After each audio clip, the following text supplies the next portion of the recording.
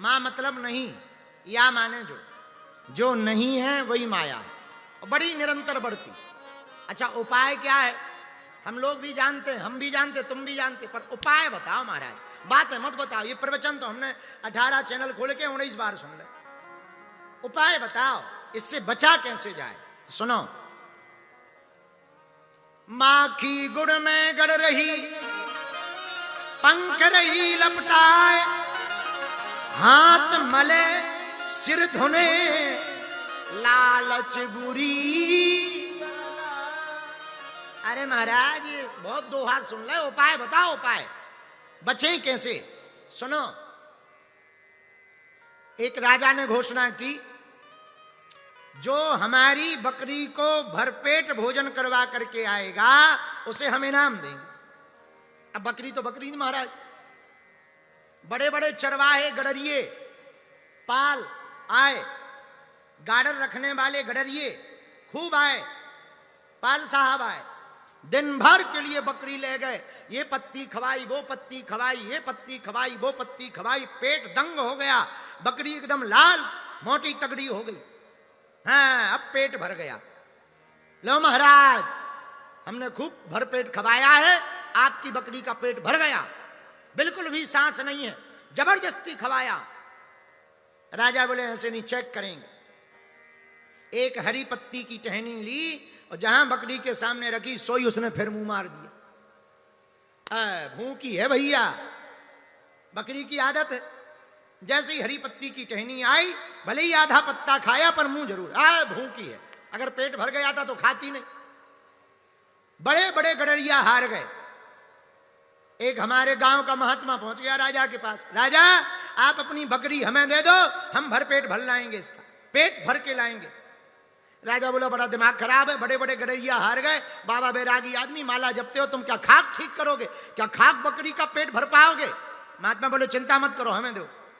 महात्मा ले गए जंगल, बकरी को भोजन नहीं करवाया, ज्यों पत्ती खावे जावे, सोई 3 हाथ को दे डंडा मुंह पे पटा, वो दूसरे वाली टहनी पे पटा, वो नीम की पत्ती पे पटा, मुंह सूज गया, पतरी हो गई, पेट चिपक गया, गोड़े फंसने लगे, पैर फंसने लगे। शाम को बकरी को पकड़ के ले आए, लो राजा पेट भर गया है। राजा ने ऊपर से नीचे तक हालत देखी, बोले पेट भर गया है कि सब निकल गया है? नहीं, पेट भर गया है, चेक कर लो, खाएगी नहीं। जैसे ही राजा ने टहनी ली और डाली, सोई महात्मा सामने ही डंडा लेके खड़े हो गए, मारा पीटा नहीं, खड़े हो गए। बकरी ने एक तरफ हरी पत्ती, दूसरी तरफ डंडा देखा, सो इस तरफ टहनी, इस तरफ मुंह कर लिया। राजा ने उस तरफ किया, सो इसने इस तरफ कर लिया। सोई राजा चरणों में गिर के बोला, महाराज और तो सब ठीक है, ये बताओ ये तृप्त कैसे हुई, इसका पेट कैसे भरा? महात्मा बोले इसको हमने एक पत्ता नहीं खिलाया, दिन भर बुद्धि में इसके डंडा मारा, इसका दिमाग खराब हो गया, अब ये पत्ती के नाम से 1 महीना नहीं खाएगी। एक दिन तो छोड़ो, यही हम लोगों का हाल है। माया में अगर फंसते रहेंगे तो खाज की तरह माया बढ़ती रहेगी, पर माया के त्याग पर जाएंगे तो न माया के चक्कर में पड़ना पड़ेगा, न जीवन व्यर्थ करना पड़ेगा। विवेक का डंडा, भक्ति का डंडा बुद्धि पर लगाएंगे तो जो है उतने में ही खुश रहेंगे। बोलो सीताराम, जोर से बोलो, और जोर से बोलो। भैया अब व्यास जी का मुंह लटका, नारद जी समझा रहे हैं। हम समझ गए आपको क्या नहीं मिला जिसलिए तुम्हारा मन खिन्न है। बोले क्या? बोले तुमने सबके बारे में तो लिखा, महाभारत में ठाकुर जी की विशाल विराट रूप की स्वरूप की चर्चा की, पर ठाकुर जी की बाल लीलाएं नहीं लिखी, इसलिए मन तुम्हारा असंतुष्ट है। बाल लीलाएं लिखो तभी तुम्हारा मन संतुष्ट होगा। अभी तक जितनी कथाएं लिखी वो या तो भगवान की लिखी या भक्त की लिखी। एक कथा ऐसी लिखो जिसमें भक्त भी हो और भगवान भी हो, उसी कथा का नाम श्रीमद् भागवत कथा है। बालाजी महाराज के कृपा पात्र बागेश्वर धाम पीठाधीश्वर परम पूज्य धीरेन्द्र कृष्ण शास्त्री जी महाराज का पावन संकल्प। मध्य प्रदेश में छतरपुर के ग्राम गढ़ा में बनेगा विश्व स्तरीय कैंसर अस्पताल एवं रिसर्च सेंटर।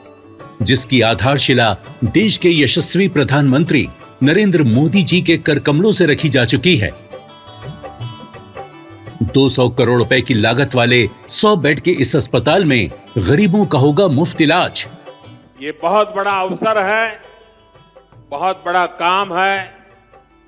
संकल्प बड़ा हो, संतों के आशीर्वाद हो, प्रभु की कृपा हो तो समय सीमा में सब पूर्ण होता है। हमारे प्रियजनों, बागेश्वर धाम पूरे भारत के लोगों, अभी तक अस्पतालों में मंदिर थे, अब मंदिर में अस्पताल होगा। कैंसर हॉस्पिटल निर्माण हेतु सहयोग देकर पुण्य के भागी बने।